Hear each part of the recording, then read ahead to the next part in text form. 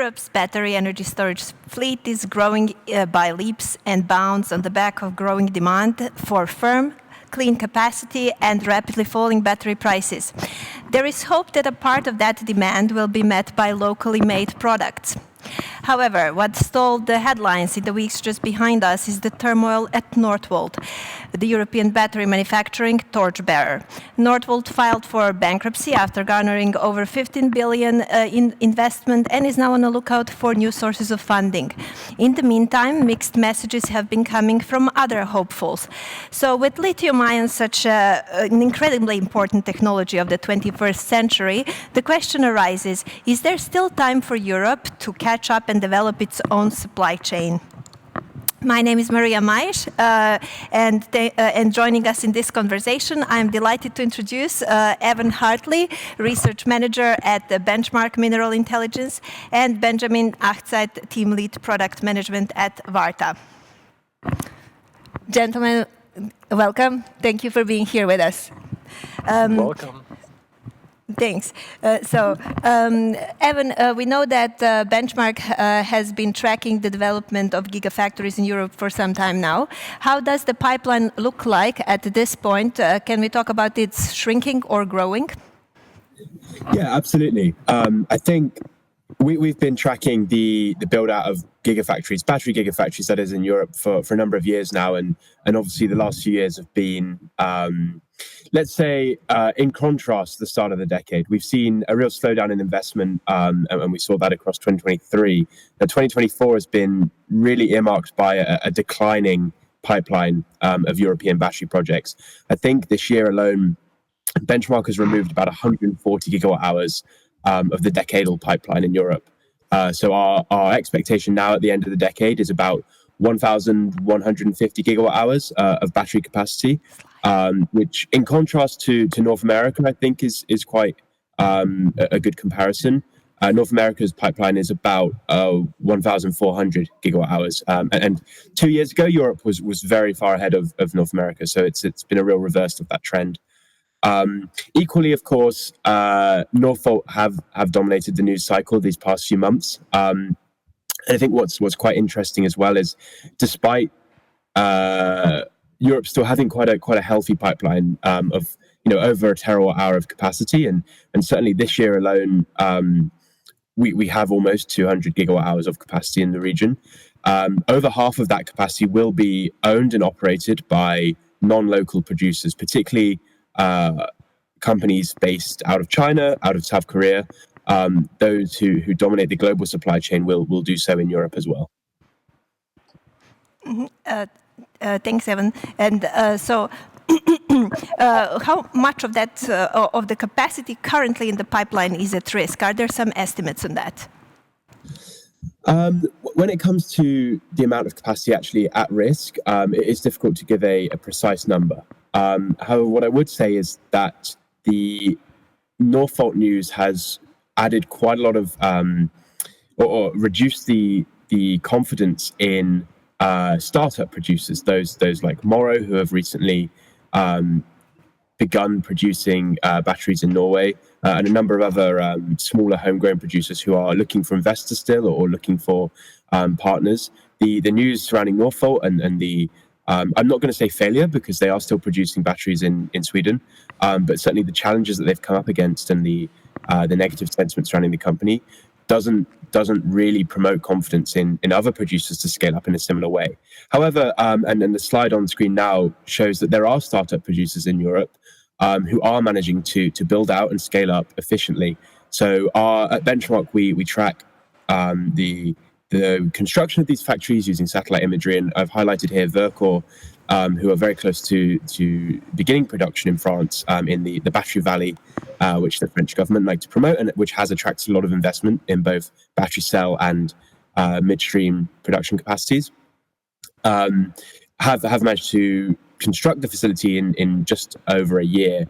But I would say is whilst the construction of these facilities is speeding up in Europe and is speeding up to a point where we're nearing parity with China, the advantage China has and the sort of, I guess, drawback to building out in Europe is the lengthy planning stages which which are often associated with projects here. So whilst that image highlights the speed at which Verkor have constructed that battery facility, there was, of course, quite a period between the announcement of the project and the beginning of construction.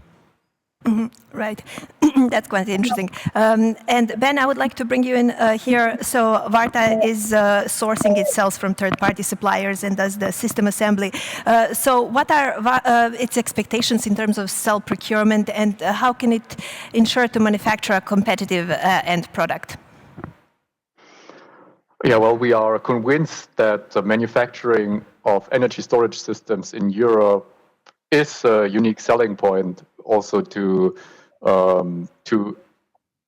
bring a benefit to the customers, and therefore I do have a short explanation, especially why this is the case. So the trend in the PV industry, and it is still growing. I mean, we had a 30% uptake in the PV market in Germany from 2022 to 2023.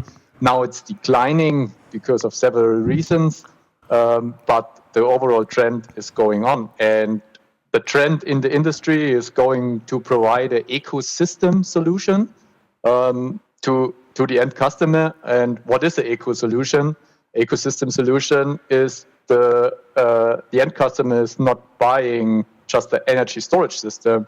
He also do have a PV, he has a wall box, he has an energy management system. He might have in the future time variable tariff and network fee. And the installers out there, they need to provide an individual solution to their end customer. And most of our installers will be overwhelmed with the complexity of do the necessary system integration. And there he needs support. He needs support because when he goes to his customers, there's always a diverse components there. So a different inverter, a different wall box. He might not have the technical expertise to choose the right solution or bringing interoperability between the diverse components. And that's why a local manufacturer, as we are, we bring a premium service and after-sales support to our installer and convincing them that he is buying not only the product, but also the service to get the right solution to his partners. And this is, I would say, our USP. And why are we doing this? We can only provide a premium service if we could react on every major part of the system. That's why we do our BMS by ourselves. We do our thermal management by ourselves. We exactly know how the system is reacting at low or at high temperatures. And this is the reason why local manufacturing is a success model in Europe. So you would say that this is actually maybe the field in which we can compete with others. Exactly. Yeah, that this is maybe something we should focus on, maybe not really on the factory floor per se, more upstream, but more downstream, and to offer these additional services, right? So like a couple of weeks ago, Robin Zhang, the CEO of CATL, said that we have the wrong designs, wrong processes, and wrong equipment in Europe, that he's not at all afraid of any competition here. So is this really true, or are we really that far behind? Who would like? So Ben, maybe you. I can give a first touchdown. I would say, well, we are. It depends on where on what you're talking about. If you talk about cell technology, there is I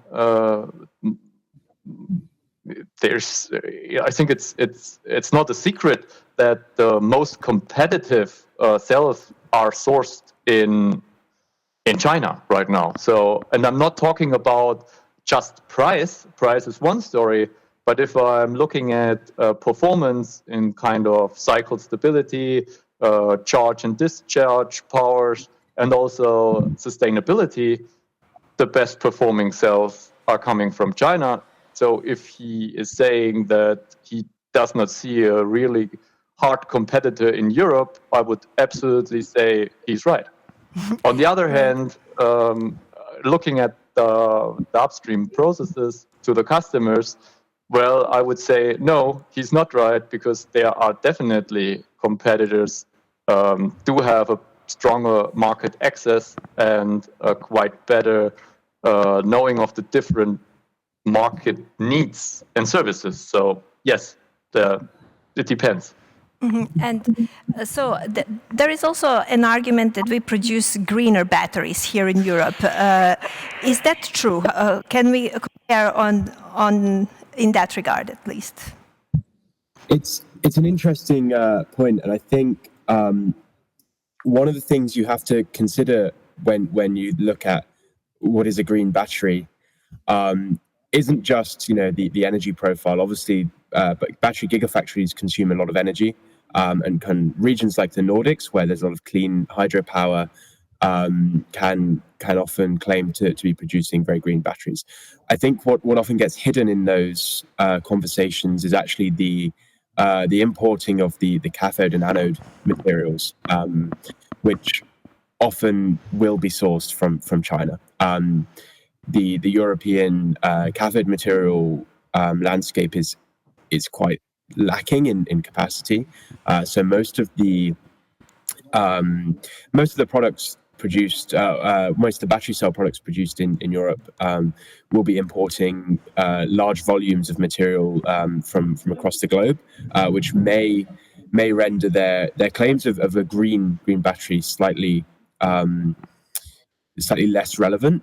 Whereas in China, you often have these industrial economic parks set up where the cathode material production, the anode material production, and other battery components sit very close to the battery factories themselves. But that is a model that is being adopted slowly in Europe. So if you look at the Battery Valley in France, which I mentioned earlier, there are facilities being set up for recycling there, for cathode production, for precursor cathode production, alongside the battery factories. And Hungary has often been developing this model. I think the influx of investment a few years ago into Debrecen and the realization of those projects that's ongoing at the moment provides space for these greener, less traveled batteries, let's say. It is there in Europe and it is growing. But right now, I think China does have a large volume of renewable energy. They are producing battery technologies which are often coming from recycled materials already, and can also claim to be green batteries. So it's not a case of Europe isn't producing green batteries. It's just that maybe relative to China, there's still a step to go. Ben, would you agree on this? I see. Well, we are one of the least supplier. Actually, we're not producing our own cells for the energy storage system. That's right. However, we are producing cells in Europe. That's why we do have a good expertise in doing the audit of our supplier base, and doing this audit not only on sustainability but also on due diligence questionnaires. I see that the performance, the sustainability and due diligence performance between European and Chinese suppliers there's no clear winner. So I would agree on China can also be very competitive on these two topics. So there are suppliers which do have a really good sustainability and due diligence performance. So definitely, that's okay. And this also brings us to the story of Northvolt, because this was one of their stated goals, to produce the world's greenest batteries, right? And they looked at many different types of products and business activities, from cathodes to different types of cells, recycling sodium ion for ESS use. Evan, so what happened there? Are there any lessons we can learn from Northvolt's experience? I think Northvolt had the right idea on that front. The top manufacturers in the world, like BYD or CATL, also pursued over the last few years the strategy of vertical integration. So looking to in-house the cathode material production, the precursor cathode material production and recycling as well, as you mentioned. I guess for Northvolt, the real challenge lay in the fact that as a startup, as a company with no prior manufacturing experience, they were attempting to do all of these steps at once, all of these steps which are very technical. They're quite difficult to scale up from the lab to a commercial to a commercial scale, and particularly at the scale that Northvolt was aiming for, or is still aiming for. I don't want to condemn them just yet. The battery manufacturing as a project, it's the bringing together of every step in that whole supply chain, and alone is very difficult to perfect. I mean, even people look at China and think that it's easy for Chinese companies to produce batteries, and that's simply not the case. I think you'll find yourself many examples within the Chinese battery manufacturing of your North, let's say. You have companies this year, many startups in China who've cancelled all their battery plans, who have dropped out of the race to produce batteries because they too experience similar problems. Right. But then can we say, what comes next for us? So what's the way forward for the European battery industry? What can we do to encourage manufacturing in Europe? So it's difficult. I think when you say what comes next for Europe, for me personally, I think looking at the demand profile of Europe now, companies like VARTA and other energy storage systems integrators, the demand coming from those kind of companies is LFP technology for energy storage, which has obviously much better technical specifications for that application. So I think on that sense, we'll see battery manufacturers here pivot towards that battery cell technology, whether that's licensed from China or researched in-house. That's one move I see for the region, and we are seeing maybe about 150, 200 gigawatt hours of planned capacity in Europe for LFP.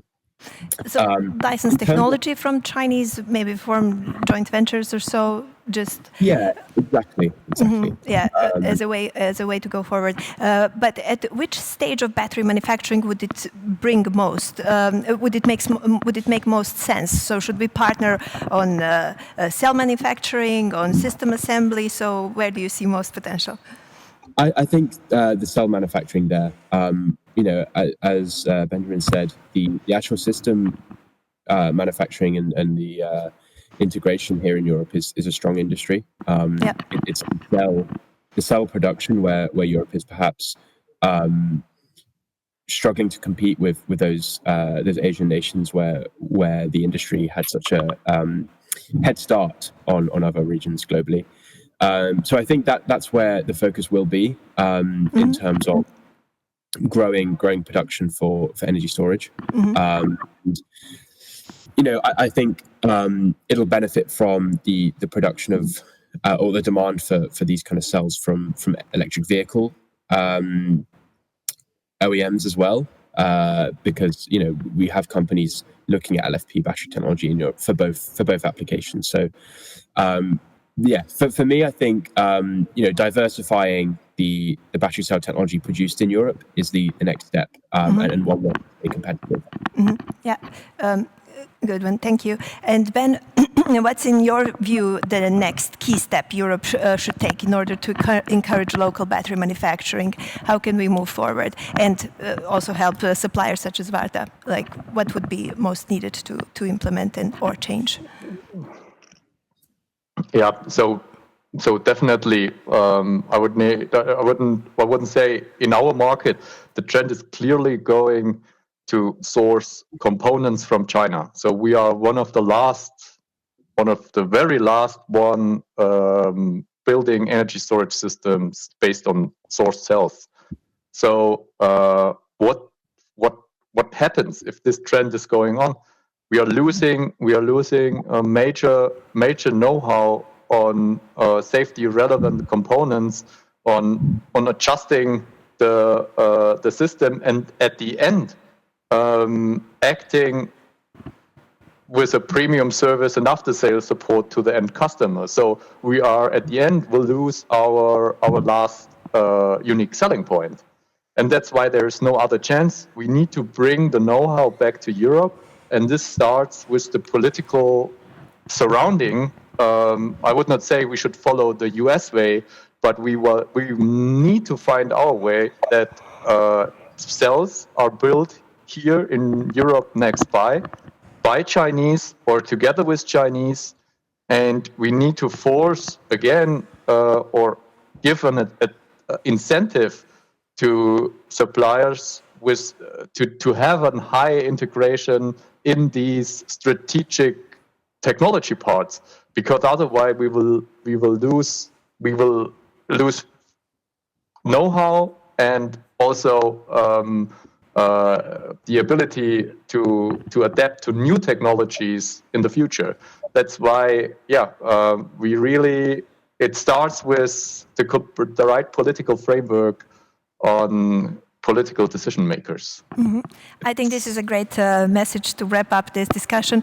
Thank you very much, gentlemen. Thank you for your insights. Evan Hartley, Research Manager at Benchmark Mineral Intelligence, and Benjamin Achzet, Team Lead Product Management at VARTA. It was a pleasure to have you today.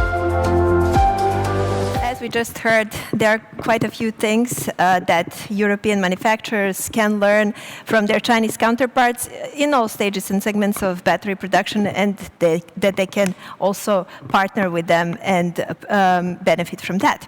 So Bryn Foulkes-Jones is Business Development Director EMEA at Chinese manufacturer RelyEZ, and he's joining us to share the company's experience in ramping up manufacturing from scratch. Bryn, hello and welcome. Good afternoon. A pleasure to be here. Thank you for having me. Thank you, Bryn. Thank you for being with us. So RelyEZ was established in 2019, and it already has around 20 gigawatt hour of annual production capacity. So what were the key milestones for RelyEZ in its expansion, and where has it focused its R&D efforts? Thank you for that question. As you mentioned, we were established in 2019 in Shenzhen, Guangdong province, by our founders, our chairman and CEO. And we have, over the ensuing years, scaled to a 20 gigawatt hour annual production capacity, achieving milestones such as the commissioning of our first gigawatt factory in 2020. In the following 4 ensuing years, we've established 3 additional state-of-the-art factories, and we've expanded from a systems integrator to a total energy solutions provider. From the perspective of our R&D, we have focused heavily on the battery management systems, the power conversion systems, and the energy management systems that have helped us ensure superior integration, reliability, and scalability. I think it's also important, off the back of the last discussion we had, to very briefly touch on the support which has been instrumental that the Chinese government has provided to the industry in China, including early stage subsidies, tax incentives, and infrastructure development or investment, which is aligned with their very clear policies and regulations, including the due carbon goals of 2030, 2060, similar to the Paris Accord, and the new energy storage development implementation plan, which was instituted in 2021, and which highlighted energy storage as a critical technology for the energy transition in China. So for me, these policies have not only lowered cost, but they've driven technological advancement, not only for RelyEZ, but the sector, and also created a very robust ecosystem for energy storage that we're able to leverage off. And how has RelyEZ worked to streamline its manufacturing? Well, I think. And what is the level of automation also at this point, if you can share? With pleasure. Mm-hmm. So I would say succinctly, when looking at manufacturing streamlining, we could say this can be achieved in 3 ways. 1 is a vertically integrated production. 2 is optimization of our supply chain. And 3, we have a sell-in, system-out product, holistic production model, which has helped us to reduce handling time, minimize errors, and also boost our efficiency.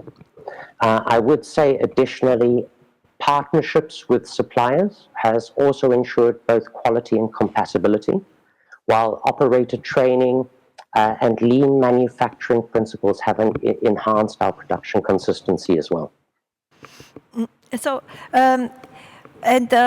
RelyEZ wants to expand its reach overseas and is also wants to scale manufacturing also on the home turf. But as we just heard, like the gigafactories in China, the development and the build-out has actually slowed down as well due to overcapacity. So what is that you are seeing in terms of demand and technically speaking, how complicated or easy it would be for you to expand manufacturing now? Could you just simply replicate the factories that you already have running? No, thank you. I do agree with you and the panelists prior. From the perspective that we have seen a moderation in the number of gigafactory constructions taking place in China. I would say, however, I do still see a very strong demand, both domestically and internationally, that is being driven by energy storage markets and EVs.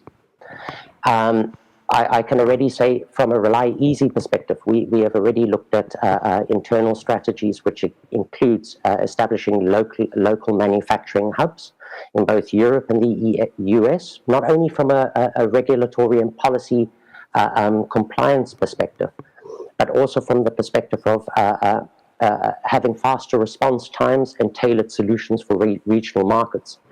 I think this has just made things if you look at our factories are highly efficient and replicable. So for us to scale production both domestically and internationally is rather seamless. Mm-hmm. Okay, that's very interesting to hear.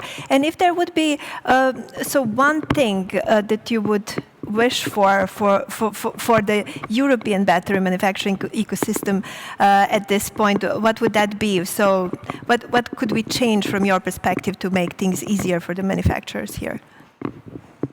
Thank you. I think off the back of the last discussion with panelists, I think it's a very pertinent point.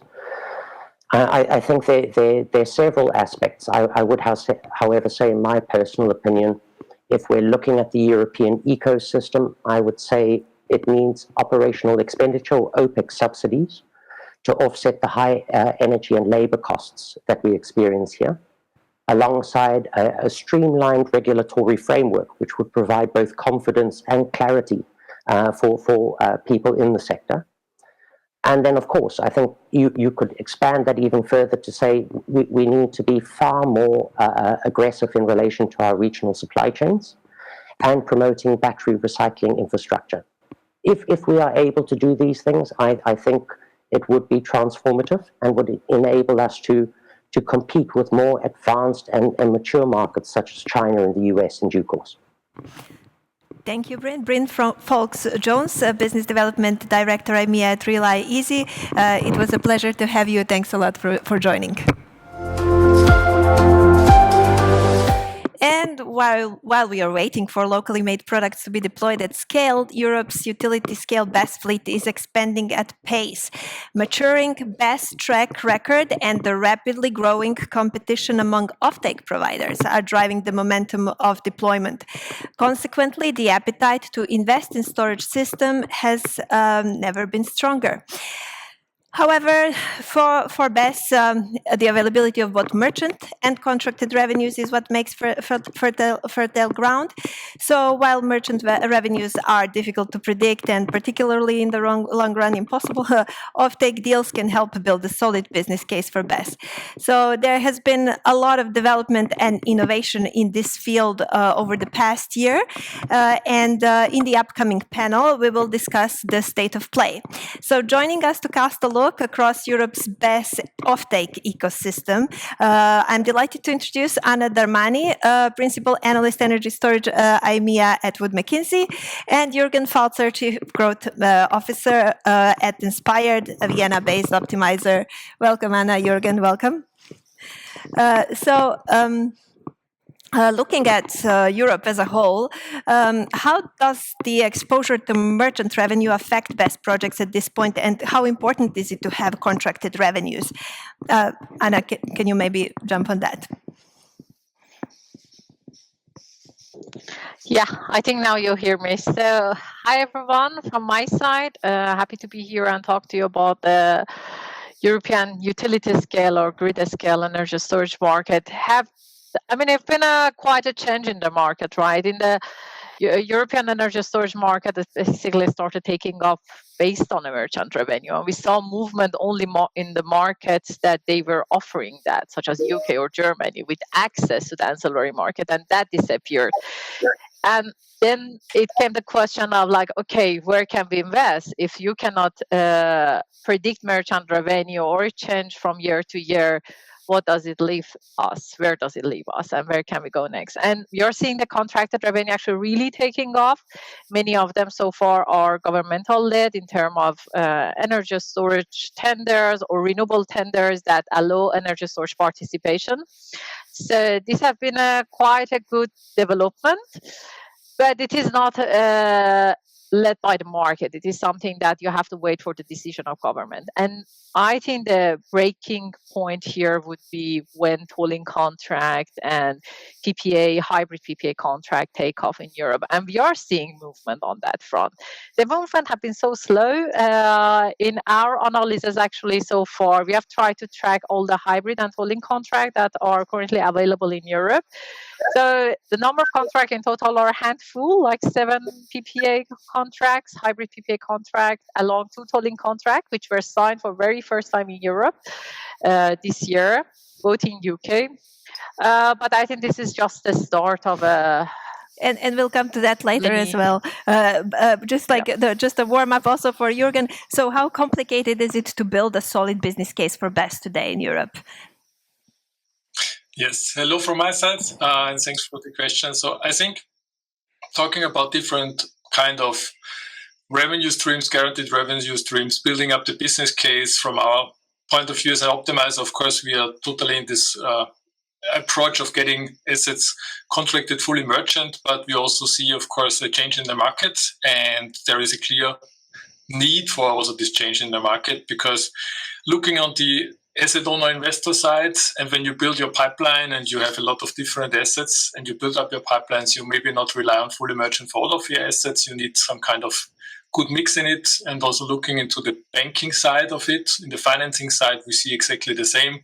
You can finance the first assets, the first 2, 3, 4, 5 assets fully merchant, but then you typically want to change maybe your risk return profile, your risk profile in general, and so you're searching for alternative revenue streams or alternative revenue kinds, like guaranteed revenues. So we saw definitely a strong, I would say, tendency towards also guaranteed revenue streams in Europe during the last 12 months. And of course, we have the different kind of opportunities and options at hand, what could be used to provide this kind of different guaranteed revenues to make the business case done. But in general, I would argue that definitely there is a good business case for BESS in Europe, and I think we're all working on to make it happen. Yeah.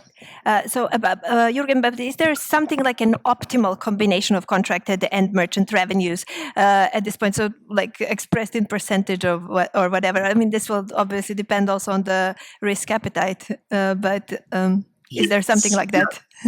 I would say there is a lot of different aspects in these questions. Like it depends maybe on the country, it depends on the risk appetite, it depends on the assets, even like the size of the assets, the specification of the asset.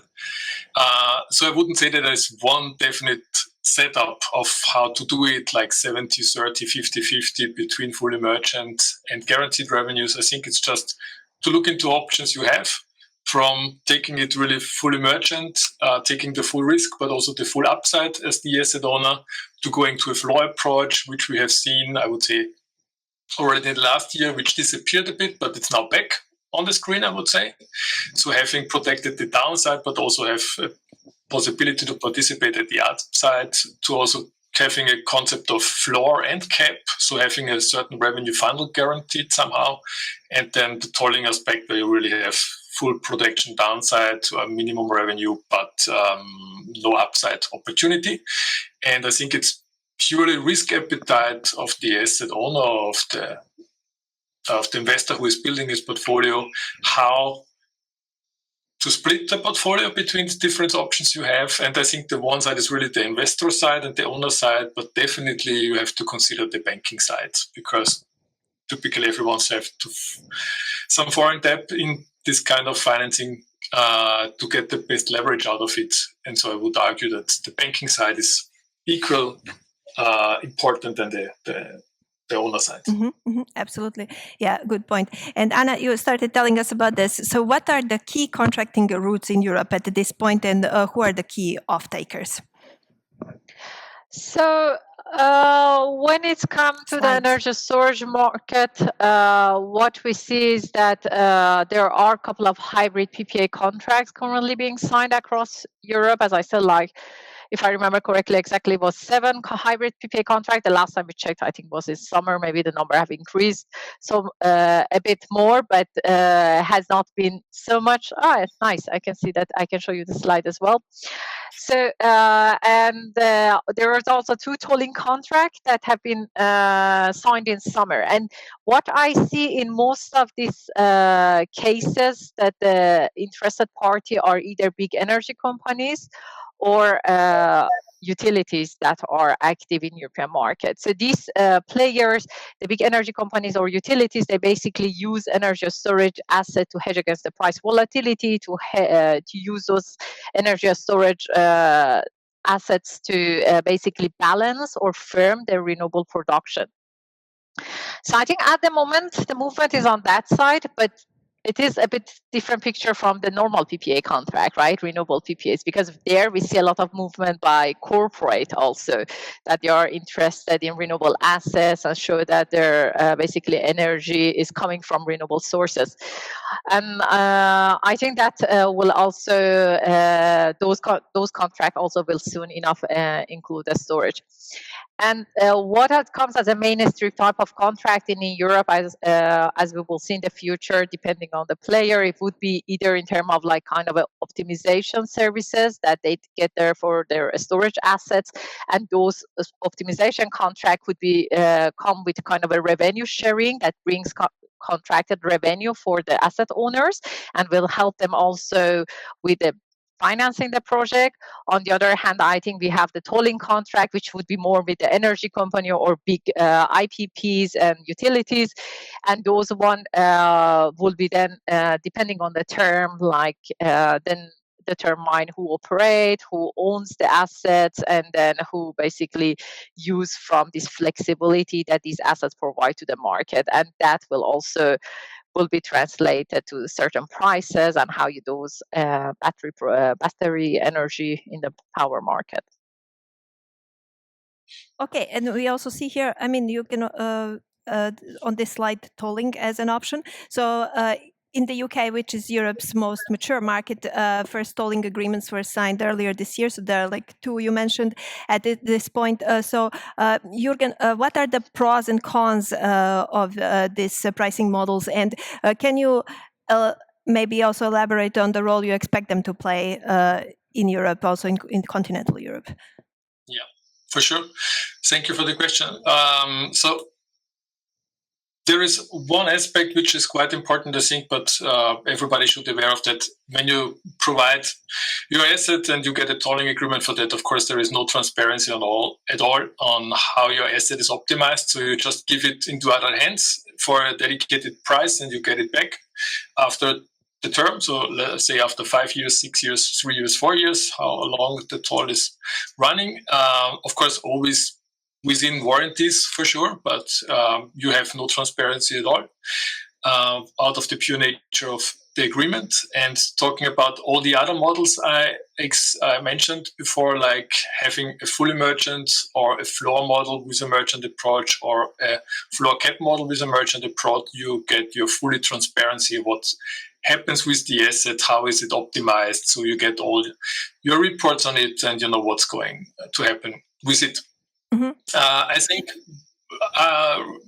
regarding this, what's going to happen in Europe, I think the reason why it's coming up at the moment and why it's important for the market as such, as I mentioned before, it's the different risk profiles in the future, which the investors and the owners are looking for.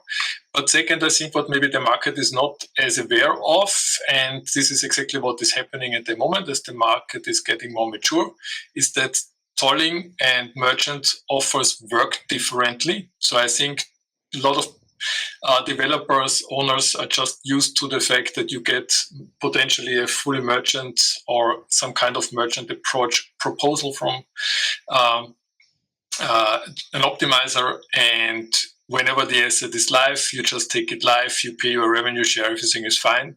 If you look into tolling contracts, I think it's a total different game, because there is quite a strong, even legal and technical due diligence of the asset itself before you really then sign finally a tolling contract.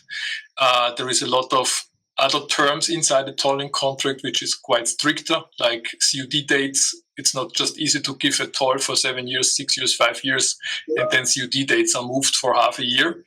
In a fully merchant setup, it's a bit different, because if a COD date is moved a bit, okay, it still has an impact, but especially on the investor and the asset owner. In a tolling setup, if a COD date is moved, it really harms the toll provider. And so it's not only the COD date, we are talking also about the warranty conditions like SOC ranges, average SOCs over the time, number of cycles, etc. So all these aspects of the technical specification have a lot more, I would say, importance in a tolling setup even. When you talk about guarantees revenues, and is quite stricter. So the process in general is different for signing a tolling agreement than for going a fully merchant approach. So I think this is something the market is learning at the moment. And this is why it will just take a while that these concepts are fully established. So Anna, why is that the tolling agreements have appeared now in the UK? So we know that the BESS revenues have eroded to some point. Is it a sign of something, or simply a sign of market maturity? What is the preferred route to market as well at this point in the UK? I think it's a sign of both. I think it happened in the UK because the market is mature, because there are several assets already there. 50% of the total grid scale energy storage assets that have been deployed up to today, around 9-10 gigawatts by now, are in UK. So it means that there are many owners, battery owners and operators are in that market. And I think, first of all, this market, yes, is more mature than the neighboring market. On the other hand, UK also saw the merchant revenue actually going down quite significantly during this year and last year. And I think, and that was because of ancillary market saturation. But that was a push, I think, for these players, these battery players, to actually look beyond what was available in the market. Think like, okay, what do I need to hedge against this price volatility? How can I secure my revenue? And I think many of these players actually look at US, because US is, I would say, in the energy storage market side, they are quite a couple of years ahead of us. And in UK, many projects are going online with tolling contracts. So there is a lot of learning also from those markets. And now we are seeing those learning are being deployed in the European continent as well. And UK being among the first is not surprising me. And same as what Jürgen was explaining, the contract terms are also very different. The one that we saw in the UK boat tolling contract was signed with utilities. Yes. In this case, utilities basically, I would say, is a physical kind of a tolling where you rent out the battery. You basically take the full operation of the assets. In US, we see that the contract terms actually are far more complicated, because then they don't operate the battery, rather than they set the virtual charging and discharging schedule. So the term could be very different from contract to contract. And I think, as Jürgen also mentioned, it will take time until European players learn those and start applying those in Europe. But I would also say it's just a matter of time. They will come. Yeah, right. And just because we mentioned the declining revenues in Britain, and will Europe and other European markets follow suit, and also go through this British trend of declining merchant revenues? Anna, maybe you. Sorry, can you repeat? I'm not sure if I. So we mentioned already the declining merchant revenues, and usually there is a question: will this happen in the other markets as well? I think maybe me and Jürgen could have different opinion about that. I think I would say merchant is merchant. I always say to our client as well, merchant is merchant. We will have good years and bad years, and but I think the market that are heavily dependent on ancillary revenue, they will see finally saturation of those markets. And we have seen that in UK, we have experienced that already in Germany. I think we are experiencing it now in Sweden. So ancillary market, when an asset is fully dependent on ancillary market, it will, I would say, saturate. But when we're talking about other part of merchant revenue, and I think the biggest one are arbitrage revenue, I would say we're always going to have good years and bad years. There are some trends and forecasts how going to play out with larger share of renewables, lower share of renewables. But in general, with the more renewables in the market, I think the outlook is positive. At the same time, energy storage system cost is coming down. So I'm quite positive about how the trends look like. But I would say contracted revenue probably will be necessary for a while before we reach the point that everybody trusts merchant revenue. Okay, good. Jürgen, would you agree? Yeah. So thanks, Anna.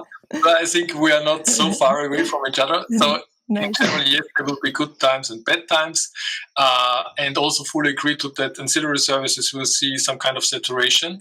But this is, I think, why it's important when we talk about fully merchant revenues, we talk about the right revenue mix. So always considering wholesales, intraday continuous markets, where we really can then optimize the asset accordingly. So meaning that also the fundamental models and what we see as a trend in the market will fully support this kind of idea to have storage in the market, because PV is always first, which is generating volatility and spreads.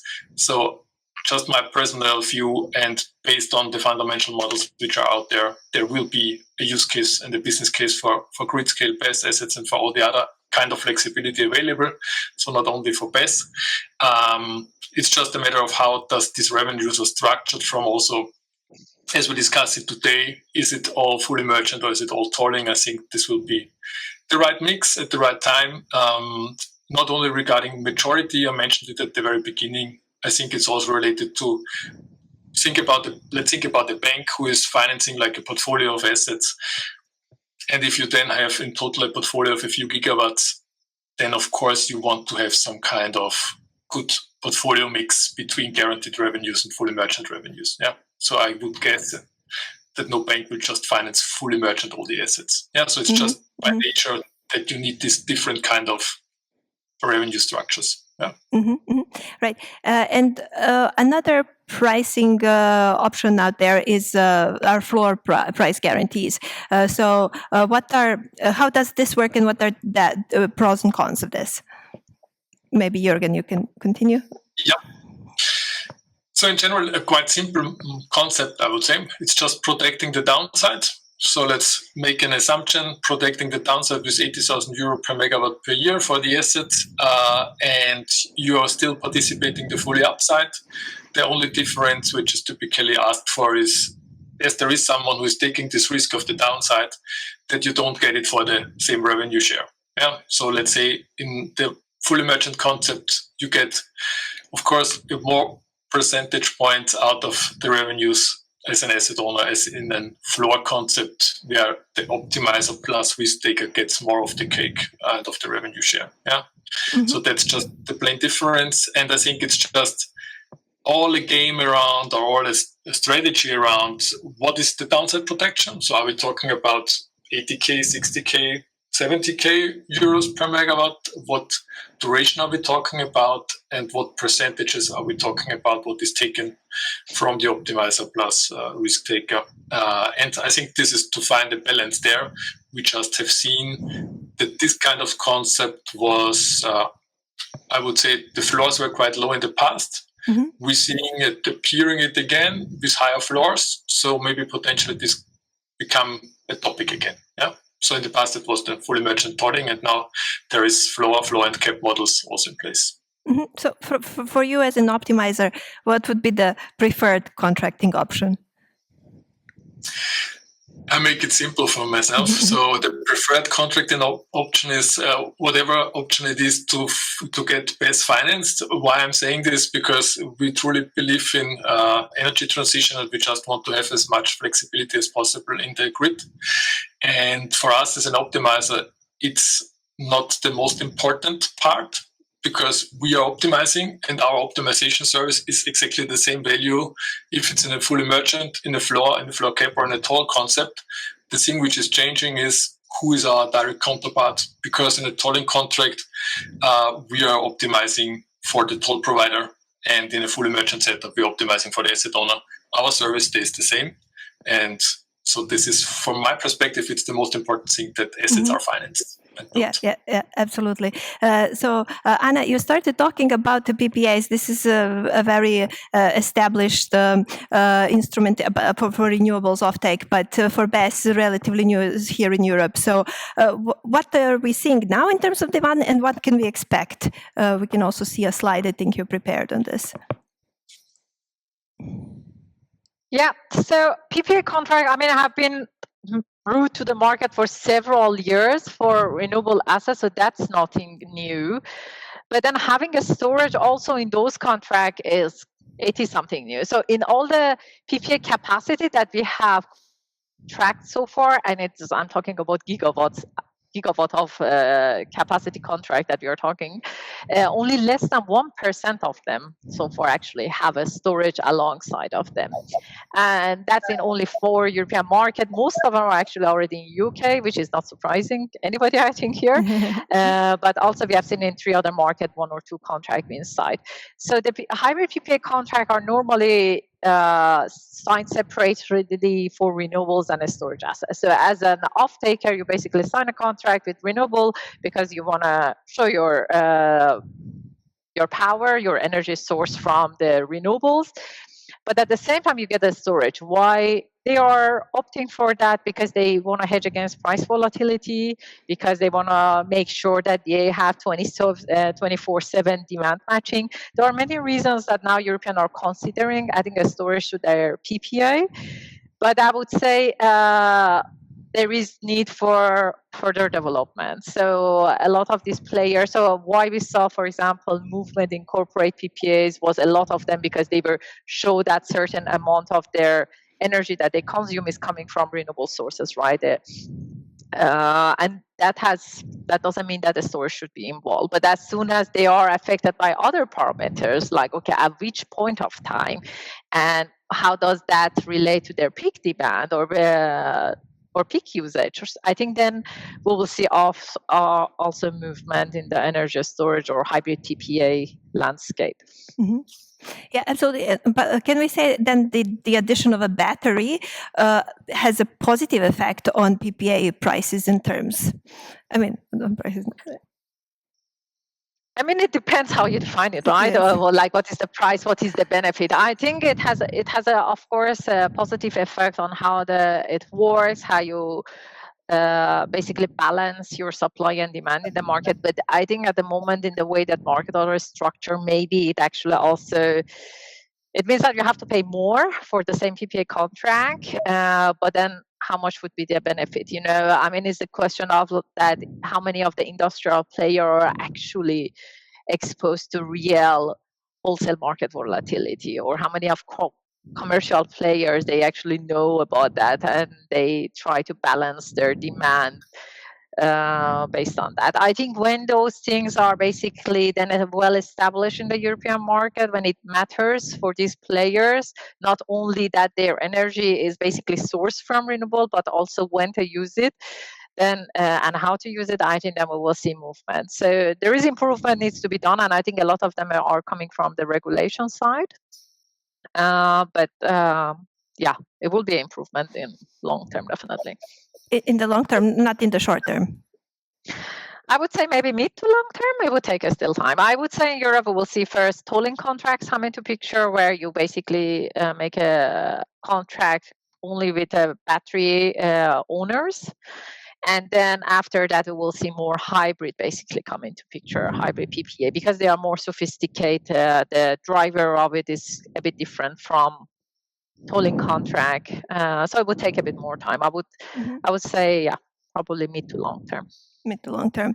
And Jürgen, so going forward, which offtake option do you expect to prevail or grow fastest, and why? I see potentially that there's a change over the time. So I still think that fully merchant is at the moment the main and the dominant aspect or the way to finance it. I would say over the next year it will definitely change towards the other models we have discussed. And I still see that there is some development also in alternative options, especially when we see bigger battery projects being realized at the moment, that typically these bigger assets are also split physically with 2 grid connections and 2 parallel setups, talking about 100 megawatt assets split into physical 50 megawatt assets, that you potentially also have then with one asset different financing structures, one part fully merchant, the other half under a tolling. I think these kind of things will just develop quite fast in the future to get the right mix in it. But I wouldn't say that the one or the other will be the dominant on the long term. I think there will be a balanced mix of it. Mm-hmm. Anna, would you agree? With the fully merchant nose, I would call it. So at the beginning, we are still with the fully merchant approach, but I think that the tollings will come, as soon as the market is very used to it. Yes. Mm-hmm. Would you agree, Anna? For the yes, I agree. But something to add, I think in Europe what we see is that in the mature market is similar, exactly what Jürgen says. But in the immature market, we see or immature maybe is not the right term. Let's say emerging storage market. We see that a lot of storage projects currently are coming based on the contracted revenue. They only come because there was an energy storage tender somewhere done by government, and they participated in that, and they got a capacity. Otherwise, there was basically no capacity being built. Everybody were interested, but nobody was daring to build basically those capacity. An example, for example, is Greece. There was a huge interest since a long time, but I think we saw the first actual movement after the government, the energy storage tender. In the future, as the dominant type, I would say it would be a good mix. What I can say from the US market, which as I said has a lot of learning lesson for us, is that top-bottom settlement are coming to picture quite a lot, because a lot of utilities and energy provider actually they realize that they are quite affected heavily by the power price volatility during the day. So they make this top-bottom settlement through tolling contract, where you get the spreads within each day, and that basically brings you more security for your the cost. Yes, many thanks for this engaging and informative discussion. So Anna Darmani, Principal Analyst Energy Storage EMEA at Mackenzie, and Jürgen Falzer, Chief Growth Officer at Inspired. Yes, thank you again for your... and with that, I think this is a great place to wrap up our battery storage session for today. Many thanks to all our speakers. My name is Marija Maisch, and you are watching PV Magazine Roundtables Europe 2024. Yes, thank you, Marija. We have a short break now, and we'll be back here on this stage by 4 p.m. This is your chance to check out our partners' booths and see if you can say hi to their representatives. Upcoming next on this stage at 4 p.m., my colleague Matthew Linus is moderating session 7, Agrivoltaics between Promises and Performances. Look forward to experts from Huasan, Huawei, the European Commission, UV Energy, Lightsource BP, and more, discussing the potential and struggle of agrivoltaics. Right here. See you soon.